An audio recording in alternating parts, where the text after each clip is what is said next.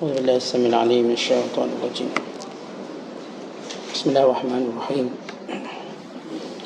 السلام عليكم ورحمة الله وبركاته. الحمد لله الذي أرسل رسوله بالهدى ودين الحق ليظهره على الدين كله ولو كره المشركون. أشهد أن لا إله إلا الله وحده لا شريك له وأشهد أن محمدا عبده ورسوله. اللهم صل وسلم وبارك على سيدنا محمد وعلى آله وصحبه أجمعين وبعد. وقال المصنف رحمه الله تعالى ونفعنا الله به وبعلومه في الدارين آمين. Telah berkata Imam Al-Allamah Syekh Abdul Qadir Al-Jilani, semoga Allah Ta'ala merahmatinya dan kita mendapat manfaat serta barakah ilmunya. Wahai orang yang mendakwa cinta kepada Tuhannya,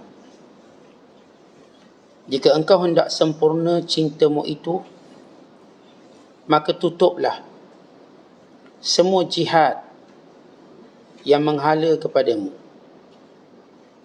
Tiada lagi jihad, yakni arah, melainkan jihad kepada Allah Azza wa Jalla semata-mata, iaitu jihad arah kecintaanmu, terkeluar semua kecintaan manusia dari hatimu, daripada arash ke liang kubur. Jangan engkau mencintai dunia dan akhirat. Semua ingatan akan merungsingkanmu, kecuali kemesraanmu dengan Allah sahaja. Jadi engkau menjadi seperti Majnun Laila. Bila cinta telah bermesra di pangkal hatinya, dia lalu pergi meninggalkan manusia dan rela untuk tinggal bersendirian dengan binatang-binatang buas. Dia keluar meninggalkan kota yang makmur, pergi ke tempat reruntuhan. Dia tidak hiraukan kepujian atau kecelaan manusia, sehingga bicara mereka dan diam mereka tidak ada bezanya. Semuanya sama. Rela mereka terhadapnya dan sungutan mereka ke atas dirinya tiada bezanya. Semuanya sama. Sekali peristiwa pernah Majnun ini ditanya, siapa engkau? Jawabnya, Laila. Ditanya lagi, dari mana datangmu? Jawabnya, Laila. Ditanya lagi, hendak ke mana sekarang? Jawabnya, Laila. Dia sudah menjadi buta dari segala-galanya, kecuali pandangannya dan ingatannya hanya pada Laila sahaja. Telinganya sudah tidak dapat mendengar apapun selain sebutan Laila sahaja. Dia sudah tidak merasakan pencacian orang yang mencaci lagi. Alangkah baik sekali syair si penyair ini, katanya, wa iza tasa'adatin nufusu 'alal hawa fal khalqu tadribu fi hadidin baridi. Dan jiwa itu saling bantu-membantu untuk menegakkan nafsu. Maka samalah dia umpama orang mengetuk besi yang sejuk lesu. Itulah dia hati. Bila dia mengenal Allah Azza wa Jalla, mencintainya dan berdekatan dengannya, kelak dia akan merasa bosan duduk dengan manusia untuk bersenang-senang dengan mereka. Dia akan merasa bosan dari makan, minum dan pakai dan bernikah. Dia akan merasa bosan dari melihat kota dan kemakmurannya, serta kepingan sekali hendak menetap di tempat-tempat yang kosong. Serta kepingin sekali, yang hendak sekali hendak menetap di tempat-tempat yang kosong, yang sunyi. Tiada suatu apa pun yang akan mengikatnya kecuali perkara syarak. Dia terikat dengan perintah dan larangan Allah dan perlakuannya. Dan yang akan mengikatnya ialah masa kedatangan ketentuannya.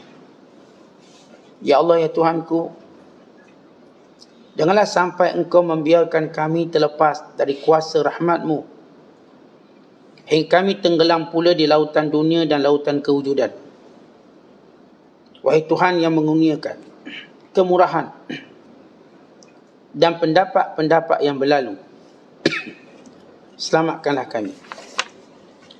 Muslimin dan muslimat dan penonton yang dirahmati Allah sekalian, setiap hari kita melihat nikmat Allah Subhanahu Wa Taala yang pelbagai dan bermacam. Nikmat kehidupan, nikmat segala panca indera, nikmat makan, minum dan pakaian, nikmat tempat tinggal dan persahabatan. Bukankah segala nikmat-nikmat ini menjadikan kita ingin mengenali siapa pemberi nikmat? Kalau setiap hari tuan-tuan duduk kat rumah, ada orang hantar sarapan, ada orang hantar makan tengah hari, makan petang, sehinggalah makan malam. Dia hantar pula hadiah, beri jam tangan, hadiah segala pakaian. Tuan-tuan cuma kenal namanya, tapi belum bertemu dengannya. Dia sebut nama pengirimnya, misalnya Muhammad, sebagai contoh. Dia terus beri pada kita. Dia hantar duit, dia hantar segala benda yang kita nak, dan dia sentiasa berikan kita surat-surat motivasinya pada kita. Apakah tidak pernah satu hari terdetik untuk kita bertemu dengan pemberi nikmat ini? Apakah tak pernah satu hari kita nak jumpa orang yang hantar segala-galanya kat rumah kita? Apatah lagi dihantar dengan segala cara penghormatan pada kita. Dihantar dengan penuh penghormatan. Kita mendapatnya dengan penuh kemuliaan. Kita mendapatnya dengan penuh reputasi yang baik. Apakah kita tak bercita-cita nak jumpa orang ni? Hanya orang bodoh saja tak nak jumpa. Orang yang normal, dia pasti nak jumpa orang ni. Dia pasti ingin bertemu dengannya. Sehingga datanglah perasaan cinta dia. Kerana dia mengetahui orang ni sedang memberikan nikmat khusus kepadanya, yang tidak diberikan kepada orang lain. Maka itulah persoalan cinta yang kita nak bicarakan pada pagi ini. Cinta dalam bahasa Arab disebut sebagai mahabbah, atau juga disebut sebagai hubbun. Kita ada istilah lain yang disebut sebagai asyik ataupun ishqun, usyak. Dia beza asyik ataupun ishq dengan mahabbah atau hub. Cinta dia berada pada batasannya. Dia berada kepada dalam undang-undangnya. Manakala ishq atau kita sebut asyik, usyak, golongan asyikin, dia mula melewati sempadannya. Ni kalau misal kata kita cinta pada seseorang, sayang pada seseorang, dan orang ni mati misalnya, maka cinta kita menjadikan kita selalu ziarah kubur dia. Tapi orang asyik, cinta dia menjadikan dia duduk kat kubur tu, kemudian digali kubur nak masuk sekali. Itu panggil asyikin. Dia mula melampau. Yang kita akan bicarakan kemudian tentang makna asyikin atau asyik, sejauh mana dibenarkan. Yang diperintahkan kepada kita ialah hubbun. Bahkan Allah menyebut dalam Al-Quran, ya ayyuhalladzina amanu, Allah Ta'ala sebut dalam Al-Quran, in kuntum tuhibbunallaha fattabi'uni. Dan surah Ali Imran ayat 31 kata Allah, in kuntum tuhibbunallaha fattabi'uni yuhibbukumullah wa yaghfir lakum dhunubakum wallahu ghafurur rahim. Kalau benar kamu cintakan Allah, kamu kena ikut aku. Ini ikut Nabi Muhammad sallallahu alaihi wasallam. Dan saya Allah Ta'ala akan mencintai kamu dan mengampuni dosa kamu. Allah itu Maha Pengampun dan Maha Penyayang. Bila Allah Ta'ala cintakan seorang hambanya, maka Allah Ta'ala akan ampunkan dosanya. Kerana orang yang bercinta tidak akan melihat kesalahan. Tuan-tuan, kalau saya cinta seseorang, saya tak nampak dan tak pernah nampak dia buat salah pada saya, kalaupun dia buat salah. Sebab cinta menjadikan kita tak nampak kesalahannya. Bahkan kita juga tidak ingin buat kesalahan kepadanya. Artinya bila seorang cinta pada Allah, Allah akan ampunkan dosanya. Dan dia tak mungkin akan buat salah kepada Allah sebab dia cinta pada Allah. Sebab bila kita sayang seseorang, apakah kita akan buat salah pada dia? Kita tak akan buat salah. Kalau kita buat salah, kita cepat minta maaf. Apatah lagi seorang yang cinta kepada Allah. Maka Allah menyebut natijah orang cinta pada Allah, Allah ampunkan dosa. Dan cinta ini kata ulama ialah satu nikmatun makhsusah, nikmat yang khusus, ataupun didefinisikan al-in'amu ala wajhin makhsusin, suatu pemberian nikmat dalam gambaran yang khusus. Tuan-tuan, bila kita dapat hadiah dan hadiah tu dibungkus dan diberikan pada hari sempena yang kita sayang, yang kita suka, maka kita nampak ini ialah nikmat khusus. Sebab itu nikmat itu dibungkus. Kerana itu nikmat itu disampaikan sendiri oleh owner dia, oleh pemiliknya, pada hari yang paling kita sukai. Maka bila Allah Ta'ala cinta seorang hamba, Allah beri dia nikmat khusus. Dan nikmat khusus yang paling besar, Allah jauhkan dia daripada maksiat. Itu hadiah Allah. Akhirnya jiwa kita ni tak cenderung nak buat maksiat. Jiwa kita tidak cenderung membantah syariat. Bahkan kita ikut. Dan tanda hadiah cinta Allah kepada hamba-Nya yang khusus, Allah jadikan dia suka buat kebaikan. Akhirnya hari-hari mendatang kita sentiasa suka buat baik. Sementara hari-hari tua kita, sementara hari-hari sakit kita, sementara hari-hari susah kita, hari-hari kalau orang tak ingat Allah waktu ini, memang dia benar-benar tidak cinta Allah. Sebab waktu ini memang waktu yang semua manusia akan ingat Allah. Melainkan orang yang dalam hati ini tidak langsung cinta pada Allah. Waktu sakit, waktu yang memang semua orang cinta, semua orang akan ingat Allah. Kenapa mereka ingat Allah waktu itu? Kerana mereka ada cinta pada Allah.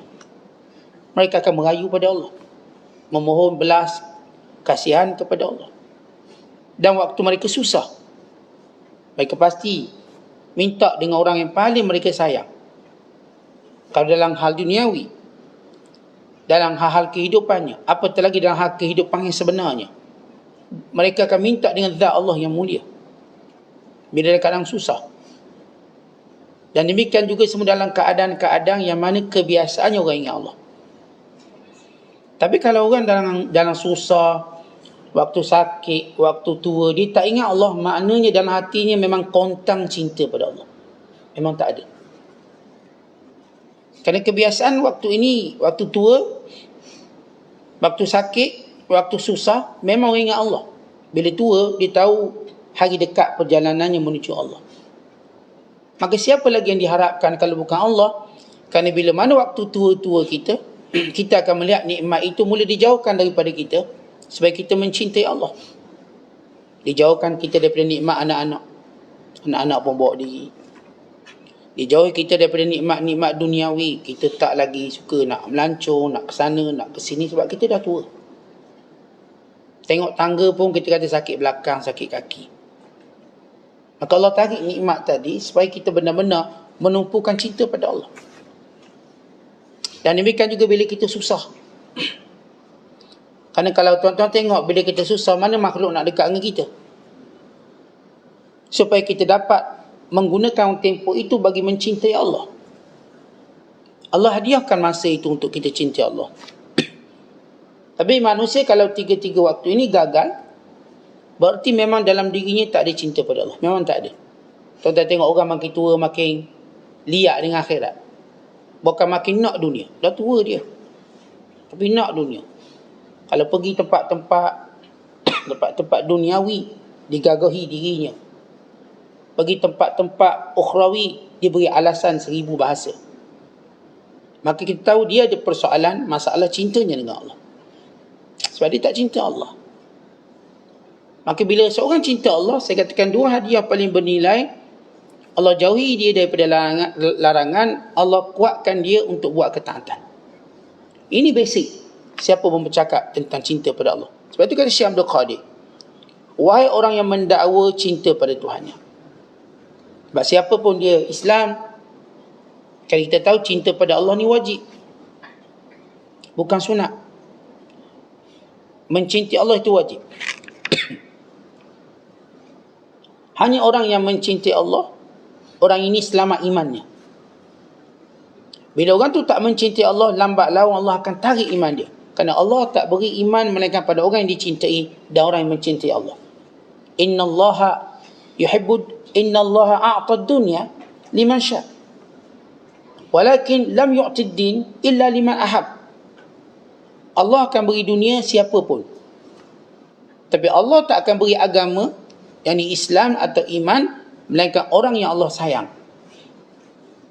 Dan orang yang Allah sayang ini, dia akan sayang Allah. Sebab itu seorang berkata, saya tak cinta Allah, maka Allah haramkan dia daripada menikmati iman dan Islam dia. Dia akan dicabut. Allah berfirman, Ya ayyuhalladzina amanu man yartadda minkum an dinihi fasawfa ya'tillahu biqaumin yuhibbuhum wa yuhibbunah. Wahai orang-orang yang beriman, siapa yang berpaling dari agama Allah, maka Allah Ta'ala akan mendatangi satu kaum yang Allah sayang dia, cinta dia, dan mereka cinta Allah. Makna dalam ayat ini, siapa tak cinta Allah, dia terkeluar daripada Islam. Kerana orang yang Allah akan datangi mengganti golongan murtad ialah orang yang Allah cinta dan dia cinta Allah. Berarti cinta Allah itu wajib. Seorang kata, saya tak cinta Allah, maka imannya tidak akan selamat. Dia cuma menunggu masa untuk diambil. Contoh, kalau kita bagi sesuatu, dia pun tunjuk muka tak suka, kita akan ambil balik ni. Tak tunjuk syukur, tak tunjuk nak terima kasih, tak tunjuk nak, tak nampak dia tunjuk penghargaan, akan diambil. Maka setiap orang wajib dengan lidahnya berkata, saya cintakan Allah, kami cintakan Allah. Dan dengan hatinya. Dengan lidah wajib, maka dengan hati. Maka ini persoalan yang kita perlu buat. Kerana hati ini satu tempat yang perlu kita riadah, ta'wid. Maksud ta'wid, kita latih dia. Kita mesti latih. Hati perlu pada latihan. Tuan-tuan, lidah tidak perlu pada latihan. Tuan-tuan baca, saya cinta Allah, saya boleh ulang 1000 kali, even 1,000,000 kali. Saya cinta Allah. Tapi hati ini masih lagi tak ada connection. Dia macam lost connection. Maka kita kena buat sesuatu yang menjadikan antara lidah dan hati kita sama-sama bergerak. Sebab itu waktu kita berzikir menyebut apa-apa zikrullah, la ilaha illallah, hati terdetik sama. Sehingga mulut diam, hati terus berbicara, menyebut nama Allah. Dan hati tak akan diam, walau lidahnya diam. Maka ini disebut sebagai ad-dawam, ataupun disebut dalam daimumah, dalam keadaan berterusan dia ingat Allah. Kalau seorang tu hatinya tak boleh lagi menyebut nama Allah, maka dia umpama, kalau kita sebut internet ni, memang telefon tu dah canggih, line tak ada. Bila line tak ada, apa ikhtiar kita? Memang prepaid dah ada, kita pun dah daftar. Kawasan ni tak ada line, tuan-tuan akan pergi kawasan lain. Kalau terpaksa juga kita duduk tempat itu, kita mesti pinjam hotspot orang lain, wifi orang lain, untuk menjadikan kita ada. Sebab asalnya line tu ada, ataupun kita memang dah prepare benda tu semua, cuma coverage kawasan tu kita tak ada. Apa yang kita buat? Tetap bergerak, berpindah, buat sesuatu sehingga line tu timbul. Dengan cara itu kita dapat berkomunikasi, dapat dibuka hijab. Maka itu perumpamaan cinta kita pada Allah SWT. Ya, bila kita menyebut cinta pada Allah, maka sudah sampai waktunya kita membuktikannya. Dan ini yang disebut, dan ini yang nak ditegaskan oleh Syekh Abdul Qadir. Pertama, dengan lidah kita, ia wajib. bukan sunat. Maka kita perlu mengetahui cara nak sempurna cinta pada Allah, yakni dengan lidah dan dengan hati kita. Yang pertama kata beliau, tutup semua jihad yang menghala pada kamu. Apa maksud jihad? Jihad ni bahasa Arab, jihatun. Jamak dia jihatun. Jihah. Kalau kita kata ana azhab ila hadhil jihah, saya nak pergi ke tempat itu. Jihah di sana. Arah sana. Hadhil jihatul arba', ini arah 4. Depan, belakang, kiri, kanan. Hadhil jihatu arba'. Atau ini ialah arah 4. Sebut. Hadhil jihah. Tilkal jihah. Tempat itu, arah itu. Maka kita yang pertama kena buat ialah tutup semua jihad yang menghala kepada kita, melainkan jihad kepada Allah. Maksudnya tuan-tuan sekalian, tutup semua pandangan kita, pergantungan kita, tawakal kita, harapan kita, takut kita, melainkan pada Allah. Saya tak nak gantung dengan makhluk. Saya tidak mau tawakal dengan makhluk. Saya tidak mau takut makhluk. Saya nak takut Allah. Saya tidak mau meminta dengan makhluk. Saya nak minta dengan Allah. Saya tak nak mengadu dengan makhluk. Saya nak mengadu dengan Allah. Maka itu maksud jihad. Dan dengan bahasa mudah, jihad ini ialah tumpukan segala ketaatan kita pada Allah. Kita dapat tahu bagaimana benar cinta kita pada Allah atau tidak. Bila sampai waktu solat, apa yang kita utamakan? Solat. Maka kita telah menutup jihad-jihad yang lain. Kalau sampai waktu untuk kita baca Quran, apa yang kita lakukan? Ya, baca Quran. Kita telah menutup jihad-jihad kesibukan yang lain. Ketika mana waktu kita nak mengenali agama Allah, kita nak belajar, maka kita tutup jihad-jihad yang lain. Maka kita telah menyempurnakan cinta kita pada Allah. Sebab Allah, waktu mana disembah, waktu mana kita mengabdikan diri kepada zat yang mulia ini, maka dia perlu dengan fokus. Kenapa fokus? Kerana itu tanda cinta. Kalau tuan-tuan baca Quran, mata melirik tengok mesej, baca mesej, tuan-tuan tidak beri fokus kepada ibadat pada Allah. Tuan-tuan solat, tapi tuan-tuan disibukkan dengan berfikiran yang lain. Kita masih tidak menutup jihad tadi. Bahkan kita pun kadang-kadang yang basic pun tak buat.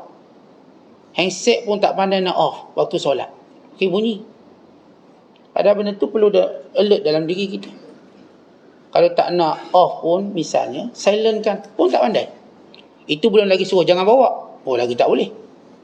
Boleh tak awak solat, jangan bawa telefon. Oh, tak boleh. Itu macam tak bawa nyawa, Ustaz. Berarti cinta kita pada Allah tidak sempurna. Kalau kita dalam solat, benda tu dah tak ada. Tapi ada, tengah solat boleh bunyi. Lagu rock pula tu. Lagu-lagu yang melalaikan pula tu. Kita pilih lagu pun tak pandai. Pilih ringtone pun dah nampak kita gagal menunjukkan cinta pada Allah. Itu belum cerita tak tutup waktu solat. Itu belum cerita kalau diandaikan kalau minta supaya jangan bawa ketika solat. Nanti masjid-masjid dia akan buat peti kat luar. Siapa nak masuk masjid, surau, handset letak kat situ. Berani tak? Saya ingat tak pergi masjid. Kita tak akan pergi. Mana boleh, Ustaz? Misalnya, Allahumma illa, melainkan orang yang saya katakan memang telefon tu sebab dia nak selamat nyawa orang. Dia doktor ke? Sebab kerja dia selamat nyawa orang. Atau dia mungkin ada emergency. Minta anak sakit takut ada apa-apa tu buat telefon ni. Nama orang yang tak ada urusan apa-apa. Maka dia jangan kata dia punya urusan. Saya bawa Ustaz takut darurat. Darurat betul lah. Kita tak ada urusan, kita cuba buat urusan. Biar benar-benar kita ada urusan. Ada orang dia kata, saya buat telefon Ustaz takut. Tentang takut itu maknanya kita sedang mencipta urusan. Walau kita tak ada urusan. Kita tak patut letak benda tu. Itu tandanya kita su'uzan, wasaka buruk kepada Allah. Terutama ketika mana kita nak solat. Takkanlah dalam solat tu kita berharap berlaku suatu kesulitan supaya kita dapat jawab telefon ataupun alert dengan telefon. Maka ini bukan cara kita dalam membina cinta. Ramai orang dalam membina cinta pada Allah dicuai pada perkara yang kecil. Jangan kata perkara besar. Saya kata kalau dalam solat pun tak reti lagi tutup telefon, jangan bicara yang lebih besar pada itu. Kalau ketika solat pun kita tak reti nak berpisah dengan telefon kita. Kita tidak boleh bicara perkara yang lebih besar pada itu. Ini sebagai satu muhasabah. Kita kata pada diri kita, kita tak kata pada orang lain. Jeling sebelah pula ni, orang sebelah Ustaz cakap tu kena orang sebelah. Dia pegang telefon, saya solat orang sini. Tetapi kita tak menuding pada orang, kita melihat diri kita. Kalau diri kita kata atau diri kita lihat alhamdulillah, kita tak melakukannya, kita telah membetulkan jihad kita dengan Allah. Ini ruang kita dengan Allah. Maka ini yang disebut oleh Syekh Abdul Qadir. Kemudian beliau menyatakan, iaitu biar yang ada cuma jihad cinta kepada Allah. Tidak cinta pada manusia, tidak cinta kepada mana-mana, even dunia ataupun akhirat. Kemudian ingatan kita cuma kepada Allah, bukan kepada yang lain. Ingat kita. Syekh Abdul Qadir pun buat cerita Majnun dan Laila atau Laila Majnun. Tentang Laila Majnun ni, kita sebut ini cerita orang fasik. Tapi banyak ulama menggunakan kisah-kisah yang begini sebagai satu. Kalau orang fasik boleh buat, kenapa orang yang benar-benar baik tak boleh buat? Tentu kalau kita tengok orang fasik boleh bersungguh-sungguh berjaga malam untuk siapkan kerjanya. Hatta orang fasik berjaga malam untuk dia berhibur, menyanyi, joget, even mabuk. Kenapa orang baik tidak boleh berjaga malam untuk bermesra dengan Tuhan? Untuk mengingati Allah. Kenapa? Berarti kita lebih lemah himmah kita, lebih lemah keazaman kita berbanding orang fasik. Tentu dalam kehidupan ini, kalau kita tak mampu contoh orang baik dalam buat baik, contohlah orang jahat dalam buat jahat. Bukan contohlah binatang dalam mereka melakukan sesuatu yang jauh lebih hebat pada kita. Sebagaimana kita sebut sebelum ini, contohlah gagak dari sebelum awal bangun dia. Jangan tuan-tuan dikejut oleh burung gagak. Contohlah ayam daripada mula awal kokoknya. Jangan ayam tu bangun dulu pada kita. Biar kita bangun dulu, kita berkokok dulu dengan maksud kita menyebut nama Allah. Kita dulu yang baca Quran. Sebab kokokkan ayam itu ialah zikir. Ia tasbih. Dia melihat malaikat. Dia memberi berita gembira pada manusia. Sehingga Nabi SAW mengajar kepada kita berdoa ketika mana mendengar kokokkan ayam. Kerana ayam itu sedang melihat malaikat. Dan bila mana tempat yang ada malaikat, doanya mustajab. Kalau malaikat tak akan duduk tempat yang buruk atau waktu yang tidak baik, melainkan tempat dan waktu yang baik-baik. Sebab itu kita memburu tempat-tempat yang ada malaikat. Majlis ilmu, tempat ada malaikat. Maka doanya mustajab. Permohonannya dikabulkan. Kita ambil contoh daripada Kaldai, sabar dia pukul, lunyai, tetap taat pada Tuhan dia. Takkanlah kita, tok guru kita tegur lebih kurang mengajuk jauh, turun balik kampung mengajuk. Takkanlah sampai macam tu. Sebagai contoh, kalau tuan-tuan tak dapat kekuatan untuk beribadat dengan keadaan kesedaran diri kita sendiri, ambil contoh orang soleh dulu, pun tak dapat lagi. Ambil contoh orang fasik, pun tak dapat lagi. Ambil contoh binatang. Kalau tak juga maknanya kita teruk pada binatang. Ambil contoh seti anjing. Anjing kena tengking, kena marah, tuang dipanggil datang. Anjing ni dia tak pernah rampas makanan di tangan tuannya. Tak pernah. Kalau tuan dia letak makanan depan dia, kata jangan makan, dia tak akan makan. Dia duduk je situ. Sampai bila? Sampai dia mati ke bulu. Dia tak makan. Kata apakah kita tidak setia seperti anjing? Anjing ni memang kita sebut najis mughalladhah. Tapi kadang-kadang contoh anjing tu jauh lebih baik untuk kita ikuti. Sifat anjing tadi, dia marah, dia bentak, dia tengking, dia tetap setia pada tuan dia. Tak diberi makan, dia sabar tunggu makanan. Dia sabar semua, dia tak mencuri. Anjing ni dia tak macam kucing mencuri. Kalau Islam mencuri tu tak boleh guna pada binatang lah. Tidak, dia dah masuk penjara. Binatang ni bila dia makan sesuatu tanpa kebenaran kita tak panggil dia mencuri. Tapi sebagai satu istilah tanpa kebenaran. Kucing dia pantang tengok makanan, dia makan. Nampak dia jinak, tapi dia lah yang banyak langgar peraturan. Anjing ni nampak kita katakan najis, tapi dia tak langgar peraturan. Maka kita pun tengok anjing dalam membina agama kita. Sehingga saya pernah sebut, para ulama ada karang buku tentang kelebihan anjing. Supaya kita menginsafi diri kita ni.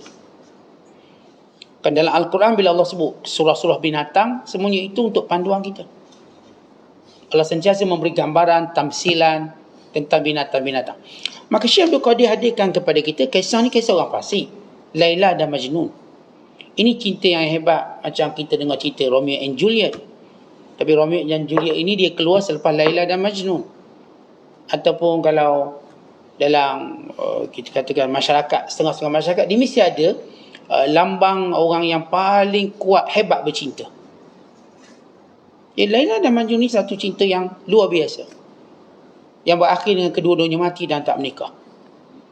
Kedua-duanya mati, dihalang oleh keluarga. Dan Laila sentiasa ingat Majnun, dan Majnun sentiasa ingat Laila. Sehingga bila orang tanya, Majnun, siapa namamu? Dia kata, nama saya Laila. Lalu ditanya, nak ke mana? Saya nak ke Laila. Kamu ni dari mana? Dari Laila. Kamu nak makan apa? Saya nak makan Laila. Jawapannya Laila. Dan Laila juga begitu. Siapa namamu? Majnun. Kamu nak ke mana? Majnun. Sebab itu kata ulama, tidak akan betul kecintaan seseorang itu, melainkan dia menjadikan yang dicinta itu ni sebutannya, bukan sebutan dirinya. Jadi kalau kita cinta Allah, yang paling banyak sebut nama Allah, bukan nama kita. Nama Allah yang banyak kita sebut. Dan kita pun tak peduli orang tak sebut nama kita, sebab kita nak sebut nama Allah. Maka kisah Laila dan Majnun, sebagaimana kata Syekh Abdul Qadir, bila tanya nak mana, siapa nama, semua dijawab. Majnun jawab Laila, Laila. Kan nama tu dah sebati dalam dirinya. Dia tidak nampak melainkan Laila, dan Laila tak nampak melainkan Majnun. Ini cinta yang terhalang, tapi mereka lambang cinta yang hebat. Lambang cinta yang hebat, yang berakhir dengan kedua-duanya mati, yang berakhir keduanya tak boleh berkahwin. Namun kisah mereka diabadikan sebagai kisah cinta. Kisah cinta yang luar biasa. Maka Syekh Abdul Qadir ambil contoh ini sebab kita katakan zaman tu ialah cinta viral. Ni cinta viral. Zaman sekarang, orang sekarang mungkin dia tak kenal Laila Majnun. Dia tak kenal. Kita kenal, setiap zaman dia ada benda yang diviralkan, benda yang akan disebut. Para ulama juga sensitif dengan benda-benda yang diviralkan, sebab benda viral ini yang beri kesan kepada ramai orang, maka mereka akan ulas. Sebab kita pun tuan-tuan nak, bila benda-benda viral, kita nak orang-orang tertentu asatizah kita huraikan. Beri sikit lah ta'liq, komentar. Kita buka Facebook, dia nak tahu komentar dia apa. Yang kata itu, yang kata ini, yang diviralkan 2-3 hari, diviralkan minggu lepas, yang diviralkan sekian-sekian. Kita nak dengar apa kata-kata para ulama kita. Kerana kata-kata mereka, kata-kata yang datang daripada ilmu, kajian, ilham, khawatir, kita nak dengar. Maka kata Syekh Abdul Qadir, bila benar cinta seseorang dia membutakan dan memekakkan, maka waktu itu kita tak peduli lagi apa pun keadaan dia. Kita tak nak dengar cakap orang, kita pun tak nak tengok orang lain, kita cuma nak tengok cinta kita. Makinlah maksud bagaimana cinta kita kepada Allah Subhanahu Wa Taala. Jadi kalau kita lihat satu syair kata, bila seluruh hawa nafsu bantu untuk kita menginginkan sesuatu, maka fal khalqu tadribu fi hadidin bari, umpamanya kita terus memukul besi. Patutnya bila kita pukul besi tu, pukul besi ketika mandi panas untuk dibentuk, tapi sejuk pun kita pukul juga, kita dah tak peduli. Kita kalau besi tadi tuan-tuan kita nak bentuk, kena panaskan, and then kita pun pukul lah dia, bentuklah jadi keris, jadi pedang, jadi apa sahaja. Tapi bila dia sejuk, kaedahnya haddad, tukang besi dia ambil balik, dipanaskan. Tapi bila seorang ni dalam keadaan kita katakan berkehendak, nafsunya sudah mengatasinya, besi itu sejuk pun dipukul juga supaya dia berubah. Kalau dia tahu besi itu tak akan mungkin berubah kalau sejuk. Besi cuma berubah bila panas. Maka demikian seorang yang cinta, dia akan buat benda mustahil. Yang ini mustahil bagi orang lain, tidak bagi dia. Kerana itu cinta dia dalam mengenali Allah SWT, sehingga menjadikan dia melihat makhluk dengan kebosanan. Dia melihat segala-galanya tidak ada nilai dan tidak ada nilai kebahagiaan ataupun kesenangan. Maka ketika itu dia lebih suka bersendirian. Bersendiriannya lebih daripada dia bersama dengan orang lain. Bukan dia mencintai kematian. Ada satu kisah, seorang Arab Badui dia nak mati. Orang pun datang ziarah dia. Lalu orang ramai berkata, innaka tamut, kamu tak lama lagi mati. Sebab tanda-tanda mati ada kat kamu. Innaka tamut. Ya, ada waktu kita kata insya-Allah baik, okey, sihat. Ada waktu kita kena terus nak mati dah ni. Sebab tanda mati ada. Innaka tamut, kamu akan mati. Lalu kata badui ini, aina azhabu? Kalau saya mati, saya pergi mana? Orang ramai berkata, ilallah, kamu akan pulang ke pangkuan Allah. Badui ini berkata, fama karahati an azhaba ila man la ara al khaira illa minhu. Kalau begitu aku tak sedih apa-apa. Kerana aku akan pulang ke pangkuan yang tiada aku tahu tentangnya melainkan kebaikan yang diberikan. Maka aku mati dan berada pada pangkuan zat yang paling baik. Maka aku tak takut mati. Akhirnya beliau pun mati. Tuan-tuan, ini gambaran seorang cinta pada Allah. Dalam dirinya sentiasa ada apa? Husnuzan. Sebab itu Allah berfirman dalam hadis kursi, ana inda dhanni abdi bi, in dhanna khairan fa khair, wa in dhanna syarran fa syar. Aku mengikut sangkaan hamba-Ku padaku. Kalau dia menyangka yang baik, maka baik dia dapat. Kalau disangka yang tidak baik, maka yang tidak baik dia dapat. Tuan-tuan, para pencinta Allah, mereka sentiasa membina husnuzan pada Allah. Kalau kita benar cinta kepada Allah, maka ini antara perkara pertama kita kena buat, wasangka baik pada Allah. Andai kata kita mati, Allah tidak akan melakukan melainkan yang baik-baik untuk kita. Allah akan ampunkan dosa kita. Ini disebut ar-raja', pengharapan. Andai kata kita hidup, kita yakin Allah akan terus beri nikmat. Andai kata nampak tertutup pintu rezeki, kita wasangka baik, ada pintu rezeki lain yang terbuka. Kita tidak pernah menyatakan bahawa Allah tak bagi pada kita. Sebab itu dalam doa kita, kalau kita sebut Allah tak bagi, kita telah buruk sangka pada Allah. Bahkan Allah Ta'ala, Nabi SAW menyebut, yustajabu li ahadikum ma lam ya'jal. Seseorang itu, bila mana dia berdoa, pasti dikabulkan selagi mana dia tidak gopoh gapah. Lalu ditanya, apa itu gopoh gapah? Jawab Nabi SAW, dia berkata, aku dah doa, Tuhan tak mustajab. Itulah gopoh gapah. Dan itu sebenarnya wasangka buruk pada Allah. Tuan-tuan pernah berdoa? Ada tak yang tak dapat? Kalau kata ada, berarti kita tidak wasangka baik pada Allah. Kita kena kata, Ustaz, semua yang saya doa dapat. Atau, yang saya doa itu saya yakin akan dapat, tapi belum dapat, tapi yakin akan dapat. Tapi kalau kita kata, Ustaz dah doa, tak dapat, Ustaz. Doa-doa pun tak dapat. Memang tak dapat. Jadi itu adalah mukaddimah pada buruk sangka kita pada Allah. Sebab itu tuan-tuan, sewaktu kita angkat tangan, kita bersungguh-sungguh kerana husnuzan. Kita kalau tahu orang tu akan beri pada kita, tuan-tuan pun minta sungguh-sungguh lah. Kita tahu dia nak bagi. Dia pun dah bagi hint, dia nak bagi kat kita. Kita pun minta sungguh-sungguh, kita beradab. Kita tahu benda tu akan sampai pada kita. Maka seorang yang benar-benar cinta pada Allah, dia mesti wasangka baik pada Allah. Yang kedua, seorang yang benar bercinta dengan Allah atau cintakan Allah, mesti dia nampak Allah beri ke Allah tak beri, sama. Tidak mengubah cintanya. Kata Fudail bin Iyad, idza kana ata'uhu wa man'uhu iyyaka indaka sawa, faqad balagatil ghayatu min hubbihi. Kalau sekiranya pemberian Allah padamu dan halangan Allah padamu sama di sisimu, maka kamu telah mencapai kemuncak cintamu padanya. Kata Allah beri ke tak bagi, maka kita nampak sama. Bukan kita nampak semuanya baik. Saya doa yang ni, kalau Allah beri, baik. Allah tak bagi, itu baik. Bukan mereka ini berkata, yang tak bagi itu sebenarnya kurnian. Yang tak bagi itulah bagi. Macam mana pula yang tak bagi itu bagi? Fa inna man'ahu ata'un. Sesungguhnya Allah tak, bila tak beri saya sesuatu, itulah pemberian. Ia pemberian lebih baik. Katakan saya nak anak, contoh. Nak anak. Saya dah kahwin lama, saya nak anak. Tak dapat anak. Tak dapat anak sampailah umur saya, misal kata, memang umur mustahil dapat anak. Secara adat, secara akal. Tapi tidak secara syarak. Sebab apa pun yang kita fikir dalam dunia ini yang mustahil, maka syarak telah menunjukkan tidak ada benda yang mustahil. Al-Quran telah membuktikan tidak ada benda yang mustahil yang diinginkan oleh Allah. Hatta kejadian manusia tanpa ayah dan ibu seperti Adam, atau tanpa ibu seperti Hawa, atau tanpa ayah seperti Isa.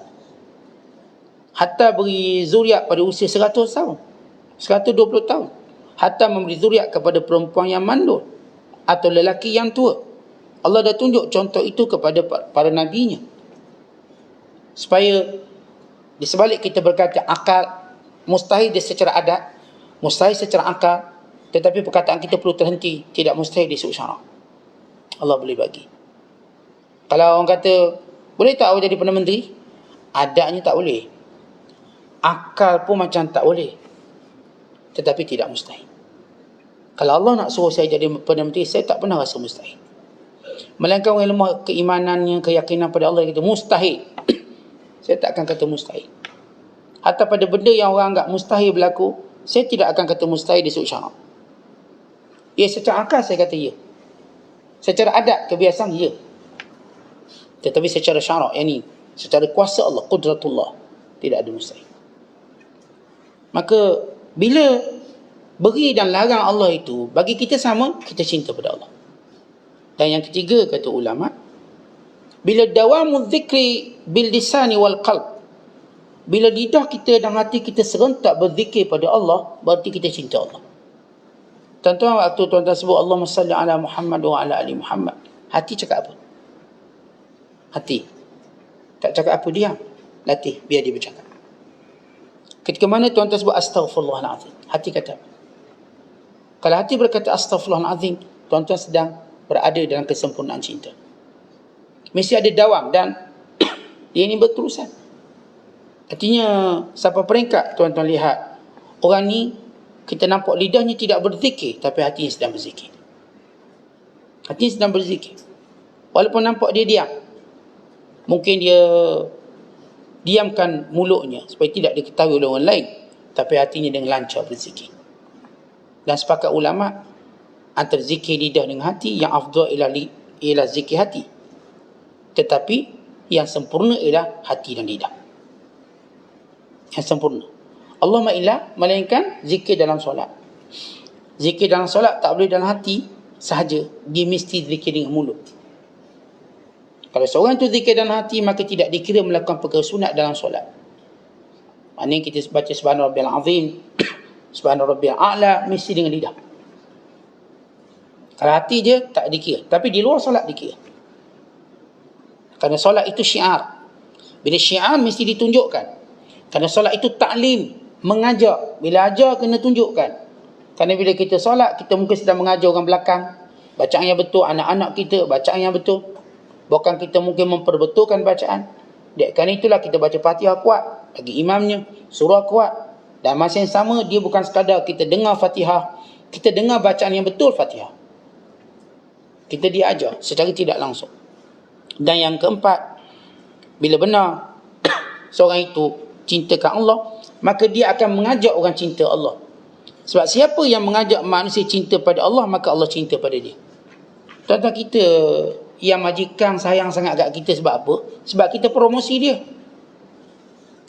Kita promosi produk dia. Sebab tu majikan sayang kita. Tuan-tuan kerja dengan orang duk burukkan produk dia, tuan-tuan dibenci. Maka kita ni hamba Allah, yang patut kita promosikan ialah Allah. Dan mengajak manusia cinta Allah, bukan cinta pada saya. Saya bukan ajak orang tak masuk pada saya, cinta pada saya. Saya nak suruh orang cinta Allah. Dan saya juga sedang mencintai Allah. Siapa yang menyuruh pada cinta Allah, berarti dia cinta Allah. Dan Allah akan mencintai dia sebab menyuruh orang lain cinta pada Allah.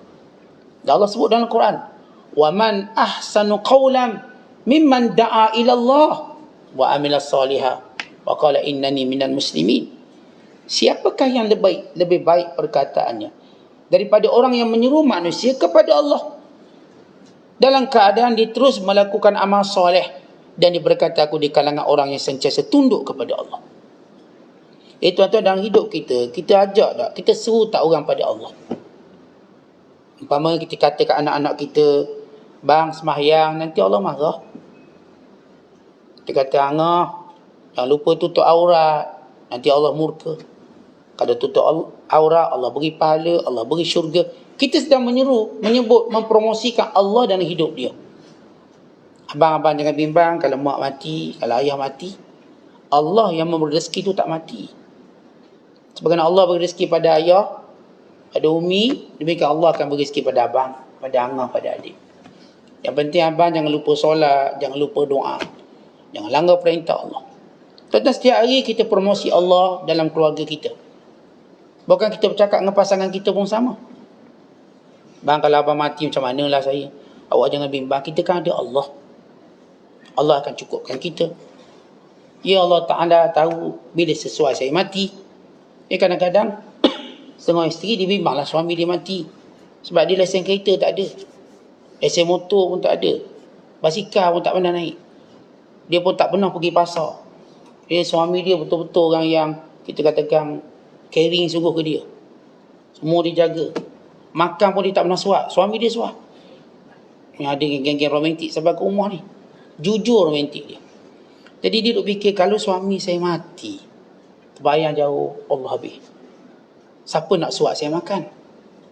Siapa nak bawa saya ke pasar? Siapa nak beli makanan? Siapa nak bayar cukai pintu? Banyak dia fikir. Tentu kalau suami dia tak sebut Allah dalam hidup dia, maka isteri dia akan gila. Isteri dia akan gila. Tapi kalau suami dia orang betul-betul sayang isteri dia, dia akan tinggalkan pada isterinya Allah. Kalau saya tak ada, Allah jaga awak. Sebagaimana Allah jaga saya sekarang dan jaga awak. Apapun dengan takdir Allah, sampai waktunya Allah takdirkan kita, semua baik-baik. Tentang anak-anak kita pun sama, kalaulah ayah begitu, begini. Tengok pula ayah dah bankrupt bisnes, Allah. Anak pun down sekali. Sama ni, anak pun boleh juga mewah-mewah, tumpah mewah ayah. Tiba, ayah down. Ayah ni jangan downkan anak dia. Bukan kata, walau bagaimanapun keadaan kita, Allah tetap penjaga rezeki kita. Sebagaimana Allah beri rezeki ketika mana kita mewah, Allah juga akan beri rezeki ketika mana kita susah.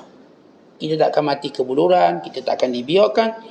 Kalau sekiranya Allah Ta'ala jaga orang yang derhaka padanya, masakan orang yang taat padanya Allah biarkan. Keyakinan yang kita beri pada anak kita. Entah kita ajar anak kita mengair, tak dapat ikan, ajar dia. Kerana Allah Ta'ala tak nak beri rezeki kita hari ini. Kerana ada yang mungkin lebih baik Allah nak beri pada kita. Dia sentiasa belajar bila dia mengair bukan sebab dia pandai, tapi Allah bagi rezeki. Dan sentiasa melihat kalau Allah tak bagi di situ, kerana Allah nak bagi yang lain lebih baik. Akhirnya dia pun okey, angkat kain dia. Dalam perjalanan balik, ada orang kata, dari mana bang? Daripada mana bang? Ni mengair ikan tak dapat, tak apa, ambil ikan ni, ikan merah 2 ekor. Orang ni bagi. Dia pun nampak, oh begini percaturan Allah. Kata itu rezeki. Saya ingat bila saya dulu mengair kat Mersing, tak dapat ikan. 3 pagi, 4 pagi tak dapat. Nak balik, datang satu bot impit kat kita, berikan kita. Besar pula tu. Kalau kita ngair pun tak besar, tu dapat. Beri. Mana Allah bagi juga.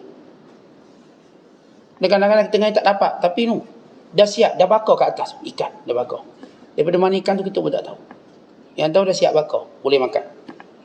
Tuan-tuan, bila kita beritahu pada anak-anak kita, beritahu orang sekeliling kita, kita ada Allah. Dan benda ni kadang-kala manusia lupa. Abu Bakar As-Siddiq ketika manduk dalam Gua Hira, dia terlupa seketika. Dek kerana bimbang keselamatan Rasulullah sallallahu alaihi wasallam. Dek kerana duk fikir ni orang Quraisy pasti jumpa. Kalau tunduk wajah mereka, nampak Rasulullah dan Abu Bakar As-Siddiq. Dan Nabi mengingatkan, tentang ini ingatan yang paling berharga. Ingatan paling berharga, ingatan ketika mana kita lupa. Terutamanya bila kita lupa dalam keadaan kita dah nyawa di hujung tanduk. Apakah merasakan nyawa di hujung tanduk? Apa pun habis. Apa kata Nabi SAW? La tahzan innallaha ma'ana. Jangan sedih. Allah bersama kita. Tetapi ini kalimah yang paling agung. Kalimah yang paling hebat dalam hidup manusia. Sebab itu ketika mana kita dah rasa segala pintu-pintu ini tertutup, bahkan kita tetap melihat, jangan duka cita, Allah bersama kita. Tentang ada orang tu, ada kumbang, tuan-tuan kenal kumbang, orang kampung saya panggil kabur. Kabur ni dia jalan atas ni, ada seorang tu saja nak uji kekabur ni atau kumbang ni, dia ambil maka, dia pun contoh macam tu. Kumbang tadi pun ke belakang sebab macam pagar. Kemudian dia buat ke kiri, kumbang dia tak boleh ke kiri. Seperti garisan tadi menjadikan dia tak boleh gerak maka. Kemudian dia buat ke belakang, kumbang tu pun tak boleh ke belakang. Kemudian dia buat ke tepi sehingga dia terkepung. Orang ni ingat kumbang ni tak boleh gerak ke mana. Tiba-tiba apa yang dia tak perasan, kumbang tu pun terbang ke atas. Maka ini benda yang tak boleh buat. Kita pun sama. Kalau dihalang ke sini, kita terbang ke atas. Maksudnya kita tak pernah putus harapan. Kita tak pernah putus harapan. Sebab itu saya kata, bila orang-orang Islam di Palestin berkata, kalau kami dikepung di darat, di udara, di lautan, kepunglah kami. Kat mana kami nak kepung? Kami naik ke syurga. Kita lihat keyakinannya. Kami akan naik ke syurga. Kamu nak kepung kami naik ke syurga. Kami naik ke langit. Tak ada orang boleh menghalang kita berdoa. Seorang boleh saja penjarakan kita, tangkap kita, tapi apakah mereka boleh penjarakan doa kita? Tidak ada orang yang boleh mempenjarakan doa kita, harapan kita pada Allah. Sebab itu orang cinta pada Allah, maka dia sentiasa menyeru kepada Allah. Saya katakan pada diri saya dan pada tuan-tuan, ajar anak-anak kita sentiasa ingat Allah. Ni ayah duit banyak dapat daripada mana ni? Oh, jangan duk lagak. Sebab ayah pandai, jadi abang kena jadi macam ayah pandai. Sekolah rajin-rajin biar pandai nanti duit banyak. Jangan ajar begitu. Ramai orang belajar pandai-pandai duit tak ada. Katakan pada dia, kerana Allah bagi rezeki. Kerana abang berdoa pada Allah, minta dengan Allah, kerana Allah nak bagi. Katakan pada anak-anak kita begitu. Katakan pada pasangan kita juga begitu. Sihat nampak? Oh, vaksin, sebab tu sihat. Kan? Allah bagi kesihatan ini. Ya, kita vaksin, tapi keyakinan kita pada Allah. Yang bagi kesihatan saya Allah. Saya tak bergantung. Kalaupun saya ada segala, dia katakan dengan ada benda ni, saya akan selamat daripada jangkitan itu dan ni, saya tetap berkata Allah yang selamatkan saya. Bukan ni. Ini sebab. Tapi bukan bermaksud saya abaikan sebab. Kerana kita diajar mengambil sebab. Hatta Rasulullah berperang pun pakai baju besi. Nabi pun pakai topi, di sebelah tawakal Rasulullah yang kuat. Nabi perang pun pakai pedang, dia tak pakai tangan. Pakai tangan lah, tangan Rasulullah lagi power. Ni kalau lempang tu mati. Tak, Nabi guna pedang. Kerana itu senjatanya, bukan tangan. Nabi SAW gunakan strategi. Boleh je Nabi kata Allah kalau nak bagi menang, kita menang. Jadi tak payah strategi. Kita tunggu je. Tak, Nabi berstrategi. Tentu pemanah kat mana, ini kat mana. Artinya seorang bila dia tanda benar yakin pada Allah, dia tidak meninggalkan sebab. Kalau sekiranya dia meninggalkan sebab, dan hanya dia berpegang pada yakin pada Allah, dia tidak beradab dengan Allah. Su'ul adab. Sebagaimana kata para ulama, siapa yang meninggalkan sebab, lalu dia bertawakal pada Allah, dia telah buruk sangka dan buruk adab dengan Allah. Sebab tidak ada para Nabi meninggalkan sebab. Tidak ada. Semua para Nabi mereka mengambil sebab. Hatta mereka yakin Allah boleh beri rezeki tanpa isteri, tapi mereka tetap berkahwin. Mereka tetap berkahwin untuk dapat anak. Jadi mereka yakin Allah boleh je bagi anak tanpa isteri. Mereka tetap bekerja. Nabi Allah Daud bekerja. Tukang besi, buat baju besi, jual. Setahun dia hasilkan 2 baju besi. Dia dapat cukup untuk belanja dia dan keluarganya. Dia tak pernah meninggalkan sebab. Artinya, seorang yang meninggalkan sebab, lalu hanya membina keyakinan kosong pada Allah, maka dia buruk sangka, buruk adab dengan Allah. Dia tidak akan kuat nanti. Atau dia akan dihukum kerana meninggalkan sebab. Dan kalau dia meninggalkan sebab, hanya tawakal. Ketika mana datang hukum Allah, maka dia kena redha. Sebab dia meninggalkan sebab. Tapi orang yang mengambil sebab, kemudian bertawakal pada Allah, bila datang musibah padanya, Allah akan beri dia redha. Manakala orang yang meninggalkan sebab, lalu cuma bergantung pada Allah, dia akan struggle untuk redha. Struggle. Dia akan kata, kalaulah dulu aku, kalau, ayat itu yang akan merosakkan tawakal dia. Merosakkan. Misalnya kalau saya naik boat. Saya bila naik boat ni, saya dah fikir-fikir dah. Saya dah buat pelampung, buat sekian-sekian. Dan saya pun tak berani naik boat, melainkan saya pun pandai berenang. Saya berlatih berenang dululah. Andai kata berlaku kecelakaan, maka saya dah ada life jacket saya. Saya pun ada beberapa skill untuk berenang, untuk timbul lah. Maka waktu musibah tadi, Allah dengan mudah beri saya redha. Tapi orang dia pergi naik bot, dalam bot dia tahu memang tak boleh pergi jauh. Dia life jacket pun tak bawa, berenang pun dia tak belajar. And dia berlaku karang. Maka dia kata, kalaulah saya belajar berenang dulu, kalaulah saya ada life jacket, kalau tadi mula membuka pintu syaitan untuk menikam redanya pada takdir Allah. Tuan-tuan, memanglah masa ni saya kan reda. Tuan-tuan, kita waktu sakit dia tak sama dengan waktu sihat kita bercakap. Waktu kita nazak tak sama dengan waktu kita tak nazak bercakap. Kalau kita kata saya kalau nazak nanti sebut la ilaha illallah senang-senang, jangan. Tidak semudah itu. Waktu kita sakit, tuan-tuan sekalian, ada seorang hamba Allah, dia ni kena kanser. Dia kena kanser. Saya tengok dua, satu Islam, satu kafir. Ni saya ambil contoh kafir. Dia cuba tunjuk happy dia, happy. Dan dia pun berkahwin 2 minggu sebelum dia mati.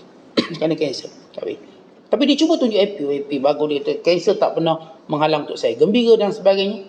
Akhirnya sampai serangan akhir, bicaranya mula lain. Dia mula kesal dengan hidup. Mula rasa, kalau saya boleh buat apa yang saya boleh buat dulu. Kalaunya mula datang. Berjela-jela kalau. Apa itu kalau? Itulah pintu-pintu syaitan sedang dibuka. Sabda Nabi SAW, fa innal law taftahu amal syaitan. Sesungguhnya perkataan kalau itu membuka segala pintu syaitan. Tuan-tuan, jangan kita buka pintu kalau dalam hidup kita. Kalau kita tidak mau buka pintu kalau dalam hidup kita supaya syaitan tak boleh masuk, maka kita juga sebagaimana kita bertawakal pada Allah, mengambil segala sebab. Kalaulah saya simpang duit tak jadi macam ni, kenapa tak simpan? Kalaulah dulu saya baik dengan dia tak jadi macam ni, kenapa tak baik sekarang? Di akhirat kelak mereka berkata, kalaulah kami dulu beriman, kalaulah dulu kami cuma pilih kawan-kawan baik, kalau itu datang menambahkan penyesalan. Itu tuan-tuan, kita mengambil tawakal kita dengan adab kita dengan Allah. Kemudian bila kita menyebut cinta sebenar kepada Allah, ialah kita akan memperbanyakkan perkara sunat. Dan ini disebut dalam hadis yang sahih tentang at-taqarrub bin nawafil. Seorang kalau kita nak tengok dia cinta Allah dan Allah cinta dia, dia ada kekuatan buat perkara sunat sebagaimana kekuatannya buat perkara fardu. Sama. Maka saya tengok dia bila dia solat sunat sama sebagaimana dia jaga solat zuhurnya, asarnya, maghrib, isyak. Dia jaga tahajudnya sama macam dia jaga segala kefarduannya. Artinya perkara sunat berada pada level yang wajib sama. Itu tanda Allah sayang dia dan dia sayang Allah. Kita tuan-tuan perkara sunat pun tak tahu, jangan kata nak buat, tahu pun tak. Nabi kita SAW yang paling banyak melakukan perkara-perkara sunat. Tentang sunat apa yang Nabi tak buat? Nescaya Nabi buat, daripada doanya, daripada segala perbuatannya, daripada segala kebajikannya, semuanya baginda SAW melakukannya. Dan akhir sekali yang keenam, dia sebut bahawa tanda seorang itu benar-benar cinta pada Allah, dia akan sentiasa bersyukur dan sentiasa sabar. Kita akan dapati orang ni tuan-tuan, sekecil nikmat dia bersyukur bagaikan besar nikmat. Sebesar mana pun dia kena musibah, dia tak pernah hilang sabar dia. Kita kan, saya dah lama sabar ni Ustaz, dah tak ada sabar. Maknanya kita tak dapat kecintaan Allah. Sebab orang yang mencintai Allah dan dicintai Allah, sabarnya tidak pernah habis. Kita kan kadang-kadang cakap, saya dah habis sabar dah Ustaz. Saya dah tak tahan lagi ni. Dia buat ayat tak tahan bila ni. Bila sebut dia tak tahan, segala sifat jahat mula singgah. Tuan-tuan, jangan kata kita tak tahan. Kita masih boleh expandkan, kita masih boleh tambahkan kekuatan sabar kita dengan memohon pada Allah. Saya bila tengok ke anak-anak, saya dah hilang sabar ni Ustaz. Pasal nak pelengkung sekali ni. Saya tengok kerana pasangan saya ni, saya dah hilang sabar. Dah lama saya sabar. Jangan tuan-tuan. Kalau sabar jenis macam tu sabar yang sampah. Kita nak sabar yang benar-benar intang permata mutiara yang benar berharga. Yang sabar yang disebut oleh Allah, wa ma sabruka illa billah. Sabarmu itu yang sebenar datang dari Allah. Datang daripada kekuasaan Allah pada kamu. Itu tuan-tuan, bila ya memang dalam hidup secara jujurnya kita katakan, memang ada waktu kita hilang sabar. Saya dah hilang sabar fulan bin fulan itu dan ini. Tapi apakah kita nak berkata atau kita nak give up, kita nak surrender? Saya dah habis sabar. Habis nak buat apa? Saya nak tembak lah dia, bunuh dia. Jangan. Sebab jalan untuk sabar tu masih ada. Itu mohon pada Allah. Ya Allah, sabarkan aku. Allahumma ja'alni sabur, dalam doa yang Nabi ajar pada kita. Allahumma ja'alni sabura wa ja'alni syakura. Ya Allah, jadikan kami orang yang sabar, yang tidak pernah habis. Memang terus sabar. Sebagaimana sabarnya Asiah macam kita ceritakan. Sampai masa, sampai bila? Sampai mati. Dia tidak berkata yang buruk-buruk pada Firaun. Dia tak maki hamun Firaun pun. Sebab itu bukanlah kalimah yang dibenarkan oleh syarak, sekalipun pada orang jahat. Maksudnya tidak semudah itu kita, bila orang jahat pada kita, lalu kita pun menghalalkan diri kita maki hamun dia. Tidak. Sepantas, tidak secepat itu. Kalau tidak, apa beza kita dengan dia? Pasti ada kalimah yang lebih baik. Itu kita mengadu pada Allah akan kejahatannya. Rabbi najjini min fir'auna wa amalihi wa najjini minal qawmiz zalimin. Ya Allah, selamatkan aku daripada kejahatan Fir'aun dan perbuatannya, dan juga perbuatan orang-orang yang zalim. Asiah mengadu pada Allah. Dia tak maki sekarang pada Fir'aun. Ini kalau kita kalau dah geram sangat, kita maki orang. Maki tu tanda sabar kita dah habis, dah hilang. Orang sebagaimana dia boleh jaga mulut dia, maka Allah akan tambahkan sabar dia. Bila mulutnya terlepas dengan perkataan yang tidak baik, maka sabarnya mula bocor. Dia takkan penuh. Bagaimana tuan-tuan, saya dan tuan-tuan boleh sabar mulut ni, tak sebut perkataan buruk-buruk. Kerana perkataan buruk ni umpama kita bocorkan karung sabar kita, maka sabar tu pun keluar, maka hampir tak ada. Sebab tu tuan-tuan tengok orang bergaduh ni semua bila mulut dia buruk, dia akan bergaduh. Dia tak ada bergaduh dalam keadaan dia cakap baik-baik kemudian dia bertumbuk, tak ada. Dia mesti mula ada perkataan maki dia, sekian, maka mulalah gaduh. Gaduh tak akan berlaku tanpa mulut yang buruk. Tanpa mulut yang buruk, dia akan pasti, kalau kita berjaya menjaga mulut, maka kita berjaya menjaga apa yang lebih buruk daripada itu. Tapi kalau kita tak berjaya jaga mulut kita, maka sebenarnya sabar kita ada masalah, dan kita akan mendapat kesan yang lebih buruk. Maka ini 6 tanda cinta kepada Allah Ta'ala, yang nanti kita masih lagi bercakap tentang bagaimana seorang yang benar-benar cinta kepada Allah. Wallahu a'lam bishawab. Assalamualaikum warahmatullahi wabarakatuh.